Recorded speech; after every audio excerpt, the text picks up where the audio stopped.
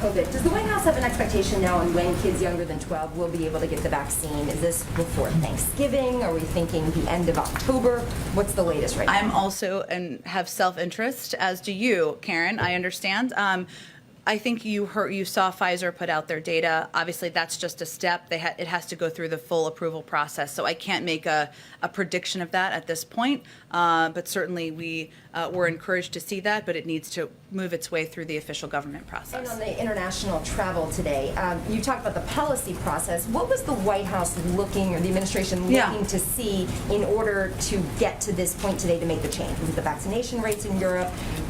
And how will the contact tracing work, and what resources will we put to that? Because that's not been something we've seen a really solid, robust effort in the U.S. on over the last year and a half. Yeah. So this was a process. This was an ongoing process, as you all know, that we discussed pretty extensively here. CDC is going to issue a contact tracing order that will require airlines to collect comprehensive contact information for every passenger coming to the United States and to provide that information promptly to the CDC upon request, to follow up with travelers who have been exposed to COVID-19 variants or other pathogens. And these requirements will apply globally. That's a good example of where some of the considerations as we were making these policy decisions we had to account for and plan for and ensure that we could implement this policy in a way that was clear, that was equitable, that provided, that ensured that there was equal treatment around the world of how people could come into the United States given COVID protocols.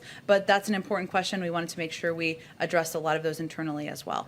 Go ahead. Also on the international travel announcement, it did not include an opening of the land border, north or south. Is administration worried that any easing at the southern border would be contributing to the immigration problems, and was that a factor in that decision?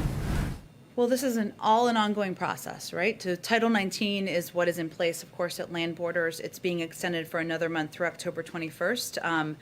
We don't have any updates or predictions at this point in time, but obviously we're continuing to consider, as is evident by our announcement today, how we can return to a place of travel and people being able to move from country to country, including at our land borders. But I don't have any prediction of that at this point.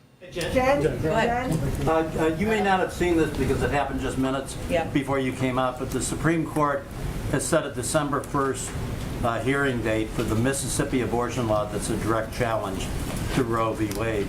Any reaction? I had not seen that. You're correct before I came out, and I'm sure we can venture to get you a more substantive reaction to that. I think you are all familiar with what the position of this administration is on a woman's right to choose, as is evidenced by the Department of Justice's announcement about their intention to file a lawsuit and challenge the Texas law, given our commitment to protecting. I will note, and you may have seen this, but since we're on this topic, a couple of people have asked over the course of time our position on the Women's Health Protect Act. We rolled out a statement of administration policy and strong support of this as well this morning. I know different question, but same pool of topics. Go ahead.